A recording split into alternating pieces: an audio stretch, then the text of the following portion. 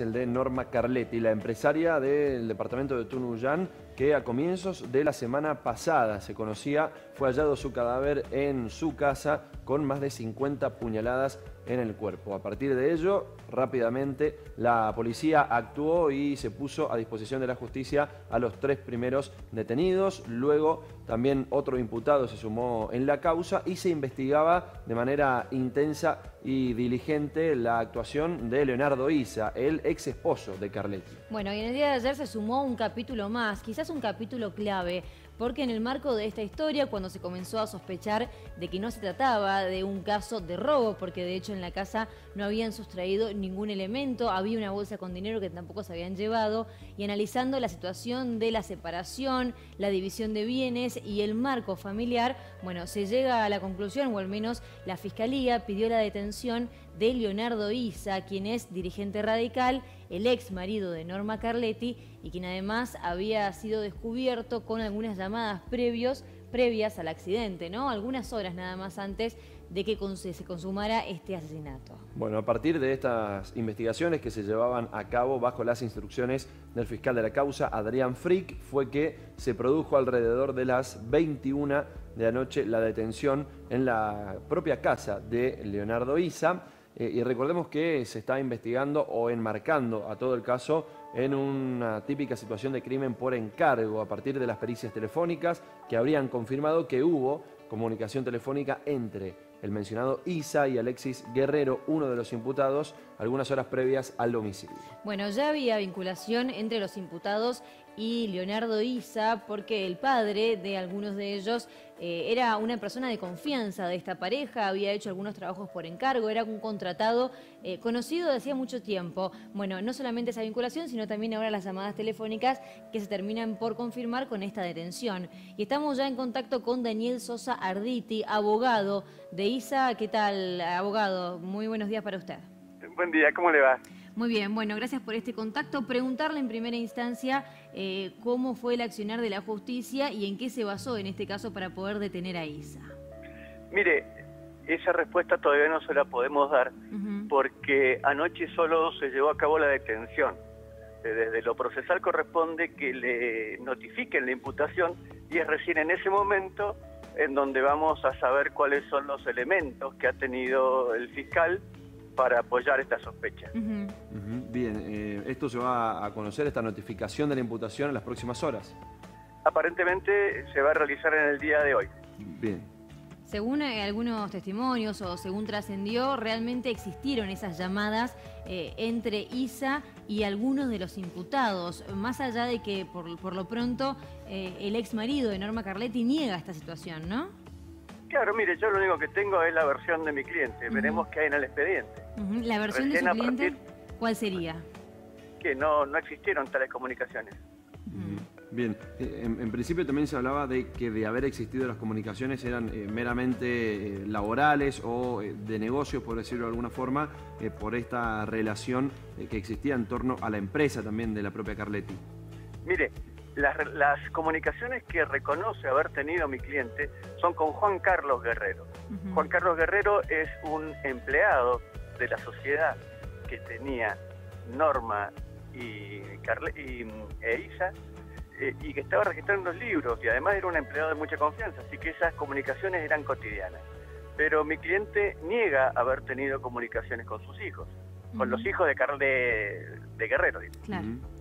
¿Cuánta verdad hay en el marco de esta separación, que algunos estiman que había sido conflictiva, que estaban en el momento de separación de bienes, que incluso Carletti podría haber estado por denunciar a Issa por violencia psicológica? Mire, esta situación yo no la tengo confirmada. De todos modos, de todo eso nos vamos a enterar ahora cuando podamos ver el expediente. ¿Cómo ha estado en las últimas horas Leonardo Issa a partir de descubrir el cuerpo y el cadáver ya de su ex esposa, el cuerpo sin vida? ¿Cómo lo ha tomado? Porque sabemos que naturalmente fue su esposa más allá de este estado de separación actual, ¿no? Muy mal, muy mal, muy mal. Ya venía muy mal como consecuencia del fallecimiento de la ex esposa o esposa si quiere, pues todavía no se había roto el vínculo. Ujú. Estaba muy mal también por la situación que estaba viviendo su hijo, el hijo que tenían en común con Norma, y estaba muy mal también por las acusaciones que se le venían haciendo en el pueblo, en los medios. A eso debió sumar las amenazas sufridas por los querellantes y ahora la detención, así que imagínense que la situación de él es muy mala en cuanto a lo anímico. Querríamos preguntarle cómo está conformado, en este caso, la investigación. Sabemos que existe la Fiscalía, pero que también hay abogados querellantes. ¿Contratados por parte de quién? ¿Quiénes son aquellos que se consideran víctimas para ir en contra de Isa? ¿Acaso son los hijos de Norma Carletti, la familia Carletti? Están, por un lado, los dos hijos que tenía Norma de un matrimonio anterior, y por el otro lado está el hijo que tenía Norma con Leonardo, también como querellante. ¿Y la relación de Leonardo Isa con los hijos de Norma Carletti o de la familia Carletti, cómo era previo a la situación esta? Mire, la relación era normal. Cuando comenzaron las etapas del divorcio, se fue empeorando, como es razonable, Sí. y ahora con estas acusaciones cruzadas la relación no es buena, como pueden imaginar. Doctor, ¿de alguna manera se veía venir esta detención para su defendido? ¿Lo preparó quizá desde lo psicológico al respecto? Mire, mi cliente ya estaba dispuesto a ser detenido si es que el fiscal consideraba que eso era necesario. Yo hablé con él desde un primer momento y le expliqué la posibilidad de la detención, incluso en una entrevista periodística que dio, le preguntaron qué iba a hacer si lo acusaban, y él dijo: me quedaré y daré las explicaciones del caso. Eso está haciendo. El accionar de su cliente previo a esta detención fue una presentación por escrito. Él no se presentó personalmente en la Fiscalía a prestar declaración, ¿o sí? ¿Cómo fue la situación? Mi cliente fue personalmente a la Fiscalía. Cuando lo señalaban como autor fue 2 veces. Una vez fue personalmente y dijo: miren, han ido a mi casa a buscar no sé qué datos, así que acá me presento y si necesitan preguntarme algo, aquí estoy. En ese momento no le tomaron ninguna declaración. Después empezó a correr el rumor que se había ido a España y ante ese rumor mi cliente se volvió a presentar también personalmente para hacer la aclaración y acompañó un escrito además, para que no quedara solo en palabras a la gente de mesa de entrada diciendo que él estaba a disposición de la justicia, que no se había ido a ningún lado, que las versiones que estaban circulando no eran reales. ¿Dónde se encuentra físicamente ahora? Isa, ¿dónde pasó la noche? ¿Cómo va a continuar estos días para él? Mire, por la última comunicación que tuve con los ayudantes fiscales, habían decidido trasladarlo a San Carlos. Allí tienen unas instalaciones que, dentro de lo feo que son las comisarías y los calabozos de comisaría, bueno, esas están un poco mejor que en condiciones que el resto, menos hacinadas. Bueno, y en este momento creo que pasó la noche ahí en San Carlos. Preguntarle además, imaginamos que estará a la espera de la notificación de la imputación, pero ¿cómo va a ser la estrategia? ¿Cuál va a ser la hipótesis que se va a tejer desde la defensa para poder llevar adelante justamente la defensa de hoy del detenido? Si acaso se va a tratar de un robo. Como en todos los casos, primero enterarnos de con qué elementos lo acusan. Todavía no lo sabemos, así que a partir de tomar conocimiento del expediente, recién ahí podremos fijar alguna estrategia procesal. Las sospechas de Isa eran de un robo, ¿no? El que presentaba. Sí, pero una cuestión es lo que cada uno piensa en su foro interno que sucedió, y otra cosa es cómo se defiende de la acusación que le están formulando. Claro, por supuesto.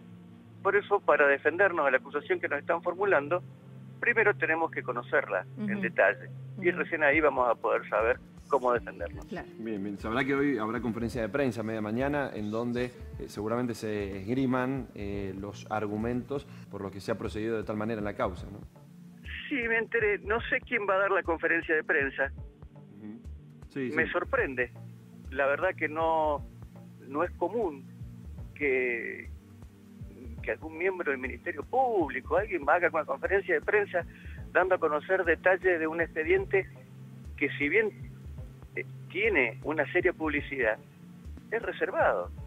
Me llama mucho la atención que algún fiscal pretenda hacer de esto una especie de circo mediático, dando conferencias de prensa y explicando a los medios una serie de detalles que todavía no están suficientemente confirmados ni nada. Veremos qué hay con eso.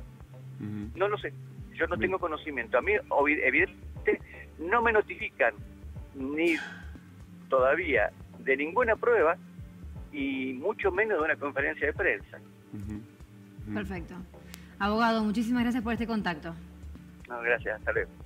Muy bien, hasta allí las palabras del abogado Arditi, quien es el defensor de Leonardo Issa, el ex marido de Norma Carletti, hoy con una situación bastante complicada, alojado en San Carlos, detenido, en este caso, por la muerte, posiblemente un crimen por encargo. Esa es la línea de investigación que se está manejando luego de haberse conocido el cruzamiento de llamadas entre uno de los imputados y, en este caso, Leonardo Issa. Bueno, destaquemos en torno a esta conferencia de prensa que se ha convocado, que fue justamente desde el Poder Judicial, desde el Ministerio Público, donde se informó en el día de ayer a los medios de comunicación de la detención vía WhatsApp, básicamente. En esta época sí también se trabaja desde la prensa.